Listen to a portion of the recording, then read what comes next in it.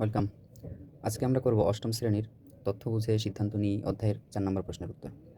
তো এইখানে আমরা দেখতে পাচ্ছি যে শ্রেণীব্যাপ্তি এবং গণসংখ্যা দেওয়া আছে এভাবে সমান আকারে। তো আমরা অঙ্ক করার সুবিধার্থে এখানে শ্রেণীব্যাপ্তি এবং গণসংখ্যা একদম এভাবে লম্বালম্বি আকারে নিব। এবং এই প্রশ্নের মধ্যে দেওয়া আছে যে পি এর মান নির্ণয় করো কিভাবে সরাসরি গড় ও সংক্ষিপ্ত পদ্ধতিতে গড়ের মাধ্যমে। এখানে গড় দেওয়া আছে ৫৪। আচ্ছা ঠিক আছে, এখন আমরা সরাসরি গড় নির্ণয় করব। সরাসরি গড় নির্ণয় করার জন্য এখানে শ্রেণীব্যাপ্তি আছে এবং গণসংখ্যা আছে। আর ২ টা জিনিস লাগবে। একটা লাগবে হচ্ছে শ্রেণী মধ্যবিন্দু বা মধ্যমান। তো আমরা সেইটা এখন করে নিব। কিভাবে দেখো? এখানে শ্রেণী মধ্যবিন্দু। শ্রেণী মধ্যবিন্দুকে সংক্ষিপ্ত আকারে xi দ্বারা প্রকাশ করা হয়। আর গণসংখ্যাকে সংক্ষিপ্ত আকারে fi দ্বারা প্রকাশ করা হয়।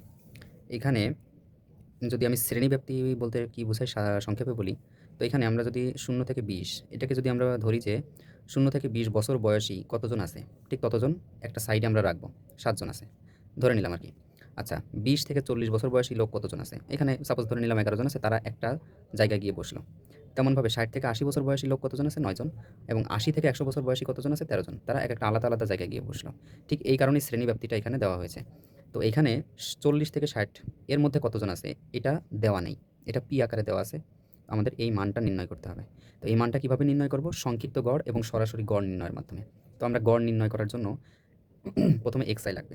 xi টা কি? মধ্যবিন্দু। মধ্যবিন্দু কিসের মধ্যবিন্দু? এখানে যে শ্রেণীব্যাপ্তি আমরা দেখতে পাচ্ছি, এই শ্রেণীব্যাপ্তির মধ্যবিন্দু। এখানে দেখো এখানে ০ থেকে ২০। তার মানে কি কত বছর বা কতজন আছে? ২০ জন। তো আমি যদি বলি আমার বয়স ২০, এখন আমার মাঝ বয়সী কত? তাহলে অবশ্যই ১০ হবে। তো এটা নির্ণয় করার একটা সূত্র হচ্ছে সর্বনিম্ন যোগ সর্বোচ্চ। সর্বনিম্ন এই যে এখানে ০ যোগ ২০ ভাগ ২। তাহলে ০ আর ২০ যোগ করলে কত হয়? ২০ ভাগ ২ সমান কত? ১০। আচ্ছা আমরা যদি আরেকটা করে দেখাই, এখানে ৬০ যোগ ৮০। তো এখানে ৬০ যোগ ৮০ ভাগ ২। তাহলে ৬০ আর ৮০ ১৪০ ভাগ ২ সমান কত? ৭০। ঠিক এভাবে মধ্যবিন্দু নির্ণয় করে। তো আমরা এখানে ০ থেকে ২০ এর মধ্যবিন্দু পাচ্ছি ১০। ৪০ থেকে ২০ থেকে ৪০ এর মধ্যবিন্দু হবে হচ্ছে ৩০। ৬০ থেকে ৪০ থেকে ৬০ এর মধ্যবিন্দু হবে ৫০, এটার হবে ৭০, এটার হবে ৯০। এই আমরা পেলাম মধ্যবিন্দু। আচ্ছা, এখন পরের ঘরে করব হচ্ছে মধ্যবিন্দু আর গণসংখ্যা গুণ। তাহলে fi গুণ xi এই এইটা হচ্ছে আমরা গুণ করব। আচ্ছা, এখানে দেখো আমাদের আরেকটা এক্সট্রা ঘর লাগবে। কেন লাগবে? এইগুলো আমরা যোগ করব। এই যোগ করে রাখার জন্য আরেকটা ঘর লাগবে। এটা আমরা করলাম। এখানে n n সমান মোট। মোট কতজন আছে? এখানে আমরা এটা দেখব। মোট আছে হচ্ছে দেখো ৭ আর ১১ এবং ১৩, এটা হচ্ছে ৪০। আর সাথে কিন্তু পি আছে, এই যে পিটা আমরা এখানে দিয়ে দিলাম। আচ্ছা,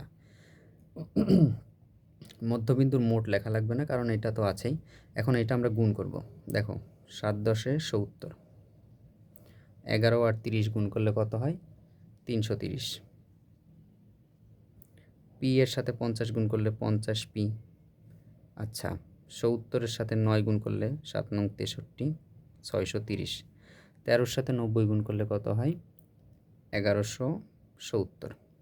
এগুলোর জন্য ক্যালকুলেটর ব্যবহার করা যাবে, না হলে হাতেও করা যাবে।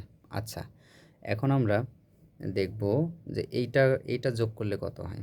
দেখো এটা যোগ করার জন্য এখানে দেখো সামেশন, এই চিহ্নটাকে সামেশন বলা হয়। fi xi সমান কত হবে? এই ঘরের মধ্যে লিখতে হবে। এটা আমরা যোগ করে পেয়েছি, এই ঘরের মধ্যে ধরল না, তো আমি পাশে লিখে দিচ্ছি নিচেই।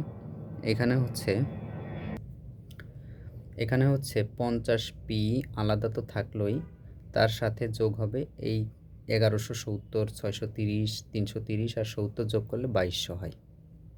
এই ২২০০ আমরা এই ঘরের মধ্যে লিখব। আচ্ছা যাই হোক, এখন আমরা গড় নির্ণয় করব। গড় ২টা পদ্ধতিতে নির্ণয় করা যায়, একটা সরাসরি গড়, একটা সংক্ষিপ্ত পদ্ধতিতে গড়। তো আমরা প্রথমে সরাসরি গড় নির্ণয় করব। সরাসরি গড় নির্ণয় ক্ষেত্রে গড় নির্ণয়ের সূত্র হচ্ছে, আমরা জানি গড় সমান 1/n সামেশন fi xi। এই যে সূত্র আছে fi xi, এই fi xiটা আমরা আগেই বের করে নিলাম যেন পরবর্তীতে সুবিধা হয়। আচ্ছা ঠিক আছে, এখানে দেখো গড়ের একটা ওরা সাধারণ মান দিয়ে দিয়েছে ৫৪। তো আমরা এই ৫৪টা এখানে বসাবো। এখন একটা কথা হচ্ছে, মাঝে যদি সমান থাকে তো সেটা প্রথমে লেখার জন্য বা লিখতে হয়। গড় ৫৪ দেওয়া আছে, এটা এর জন্য বসালাম। আচ্ছা 1/n এন, এনের মান কত? 40 যোগ পি। আচ্ছা, এই 1 হচ্ছে সূত্রের 1। আচ্ছা, এখন গুণ এফআই এক্সে আমরা কত পেয়েছি? 50 পি যোগ 2200। আচ্ছা, এখন আমরা সমাধান করব। দেখো, 54 জায়গায় 54 রাখলাম, এটার তো কিছু করা যায় না। এখানে গুণ আকারে দেখো, এখানে শুধু একটাই আছে, এর উপরেও কিছু নেই, নিচেই কিছু নেই। এরকম যদি থাকে তাহলে আমরা বুঝবো যে এটা উপরে আছে। ঠিক আছে, এটা উপরে যেহেতু আছে সেহেতু আমরা উপরেরটা উপরের সাথে গুণ করব। এখানে একের সাথে যা গুণ করা হয় সেটাই হয়, 50 পি যোগ 2200। আচ্ছা, নিচের 40 যোগ পি, এভাবেই থেকে গেল। আচ্ছা, এখন এখন কি কি করা যায়? এই পাশে একটা সংখ্যা আছে, এদিকে দুইটা আছে, তো আড়াআড়ি গুণ করতে হয়। দেখো, এই যে আড়াআড়ি গুণ করতে হয়, এভাবে আড়াআড়ি গুণ। তো দেখো, 54 নিচেই কিন্তু কিছু নেই, কিছু নেই মানে 1 আছে। আচ্ছা, এটা উপরে আছে, আগেই বলেছি যে এটা যেহেতু উপরে আছে, একটা থাকলে এটা উপরে থাকে, তো এইখানেও যেহেতু একটা আছে এটা উপরে আছে, তো এইটা উপরে আছে যেহেতু এই পাশের নিচেরটার সাথে গুণ হবে, আর এই পাশের উপরেরটা এই দিকের নিচেরটার সাথে গুণ হবে। তো এই দিকের নিচে কী আছে? 1 আছে। আচ্ছা, আমরা আগে এটা গুণ করি। 54 ভেঙে ভেঙে ভেঙে ভেঙে দেখাচ্ছি, এই যে 54 গুণ 40 যোগ পি। আচ্ছা, এটার নিচে 1 আছে মানে সেইভাবে বসে যাবে। আচ্ছা, 50 পি যোগ 2200। ঠিক আছে, এখন আমরা গুণ করি। এই 54 সাথে 40 গুণ করলে 2160 হয়, 2160 হবে। এবং দেখো, এই যে এখানে প্লাস আছে মানে যোগ আছে, এই যোগটা এখানে বসবে। 54 একটার সাথে গুণ করছি 40-এর সাথে, আরেকটার সাথেও তো গুণ হবে, এই যে 54 পি, মানে এই সংখ্যাটা দুইটা সংখ্যার সাথেই গুণ হবে। এখন এই পাশেরটা এভাবে আমরা রেখে দিলাম। আচ্ছা, এইবার এই যে মাঝের সমান আছে, এই সমানের এই পাশে আমরা সবগুলো নিয়ে আসবো, তা না হলে সমাধান করা যাচ্ছে না। আচ্ছা, 2160 যোগ 54 পি। এখন সমানের এই পাশে আনার জন্য একটা সূত্র হচ্ছে, যদি তার আগে প্লাস থাকে, প্লাস থাকলে এই পাশে এসে মাইনাস হবে। দেখো, 50-এর আগে কিছু নেই মানে প্লাস আছে, তাহলে 50 এই পাশে আসলে 50 মানে বিয়োগ 50 পি, আর এই যে 2200-র আগে প্লাস ছিল, এই পাশে আসলে মাইনাস হবে 2200। আর এই যে সমানটা থেকে গেল সমানের জায়গায়, এই পাশে কিছু নেই মানে শূন্য আছে। এখন আমরা সমাধান করি। এই যে 54 পি মানে 54টা পি আছে, আর এখানে 50টা পি আছে।